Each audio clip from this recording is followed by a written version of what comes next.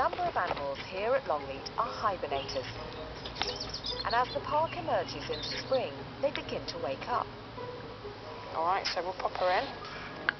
But some need a gentle alarm call. You can splosh a bit of water over the top of her.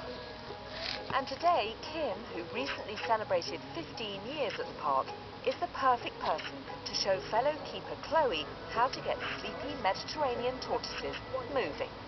So far with the tortoises, I've done a lot of their summer care, whereas this is much more in-depth, it's much more sort of technical, there's many more things to look for.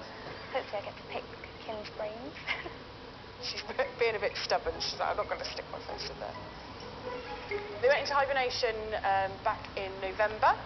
Out in the wild, obviously, the weather would indicate to them when it was time to do that. They would come out of their little hidey holes. Obviously, here we can control it a little bit better. Now, the process of waking them up is to do it quite slowly over a 2-week period, making sure that their bodies warm up sort of a little bit more naturally, and then pop them out in the garden for the summer.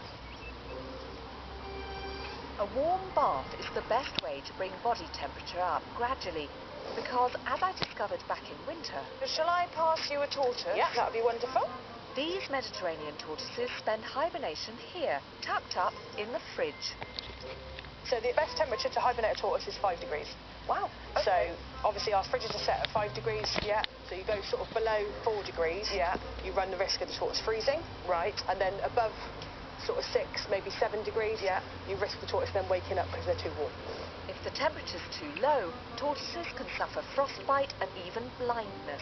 And although weight loss is expected over winter, if it's too hot to hibernate, they can wake up, burn calories, and become dangerously skinny. You want to weigh her, make sure she's within the healthy range. So Chloe needs to learn exactly how to check them over thoroughly. How much weight can you expect each one to kind of lose? A healthy weight range to lose is a couple of grams a month. So if it goes above 10 grams in a month, you'd be checking the box, making sure they're not moving around too much, so scratches on the side of the box, things like that. But for Kim and Chloe, there's more than the tortoise waistline to worry about. If I lift her up a little bit, so I can see the bottom of her shell. Kim, I would say, is like my tortoise guru. She's got some bits that are slightly pink. Yeah. All right. So as soon as she starts moving around a lot, that blood should start dispersing back around the body again. Every single day, you do learn something new. So we're just going to give her joints a little bit of a squidge to make sure there's no swelling or any abnormal feelings around those joints there. She's amazing, and I can't think of anyone better to train me. The same as with most reptiles, that their eyes get quite sunken when they're dehydrated. Yeah. So that's what we're looking for, make sure her eyes still look nice and clear. She's got a little bit of gunky on this one, so we'll just take that off for her. There you go, it's just like a bit of sleep, like we get in our eyes. Last thing is the bit that I hate doing because I get my fingers bitten. It's the checking inside of the mouth. Okay. All right. Mouth rot, caused by stray pieces of food left in the mouth over winter, is common in tortoises. So fingers either side of her head, and then we're going to use our finger to open up the mouth there. And any signs of it today will mean a trip to the vet. What you're looking for inside her mouth, anything that looks like the consistency of cottage cheese. Yeah, no, gross. That, you don't want to find that. Okay. And also you're looking at the colour, so a nice pale pink colour is fine. Anything too red, you need to keep an eye on. Anything too white, you need to keep an eye on. Okay.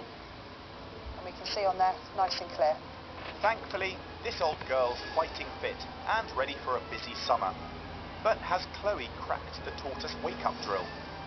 I feel like my brain has been filled with knowledge. So I feel quite confident that this time next year, should I obviously be doing this again, I would be able to do it by myself. So only 16 more to go. It might sound a lot, but as we know, slow and steady wins the race.